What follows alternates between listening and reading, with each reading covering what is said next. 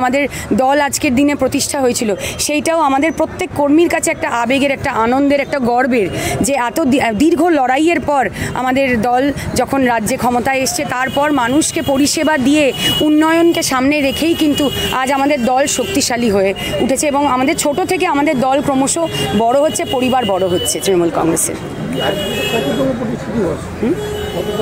এবারে কততম? 28তম, 28। হ্যাঁ, 27 বছর কমপ্লিট করে 28তম। আর কি কি কর্মসূচি থাকছে? আজকে পুরো দিন কর্মসূচি চলবে, বিভিন্ন যেমন এখন পতাকা উত্তোলন হচ্ছে, এরপর র্যালি বেরোবে। আমিও বিভিন্ন জায়গায় আমাদের নর্থ বরানগরে যেমন করলাম, এবারে একটু পরেই বেলঘড়িয়ায় যাব, দক্ষিণ বরানগরে যাব, বিভিন্ন ওয়ার্ডে তারা পতাকা উত্তোলন করছেন।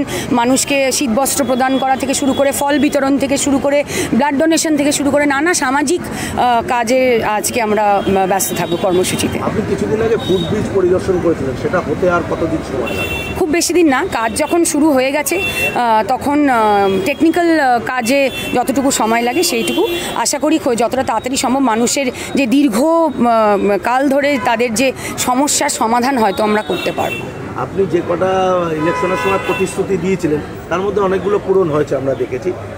এখন আর দেখুন, কথা দিয়ে কথা রাখার নাম মমতা বন্দ্যোপাধ্যায়, এবং আমরা মমতা বন্দ্যোপাধ্যায় দলটা করি, তাই এটা আমাদের নৈতিক কর্তব্য যে মানুষকে যে কথা আমরা দিয়েছি সেই কথা যাতে আমরা রাখতে পারি, এটা আমাদের প্রত্যেকের নৈতিক কর্তব্য। এখন আর নতুন কি পদক্ষেপ হচ্ছে? নতুন পদক্ষেপ এখন তো সবে শুরু, পিকচার আবি বাকি হ্যাঁ মেরে দোস্ত। শুভেচ্ছা, শ্রদ্ধা এবং কৃতজ্ঞতা জানাচ্ছি। নতুন বর্ষ সকলের ভালো কাটুক এবং সকলে ভালো থাকুক, আর যারা দুষ্ট মানুষ তাদের দমন করুক, আর সমাজ যেন সুস্থ পথে এগোয়, এটাই আমি কামনা করছি। আপনাদের তো পরপর কর্মসূচি রয়েছে, তৃণমূল কংগ্রেস সবসময় কর্মসূচি, এবং আপনি আসার পর আপনার ওয়ার্ডে অনেক উন্নতি হয়েছে, নতুনত্ব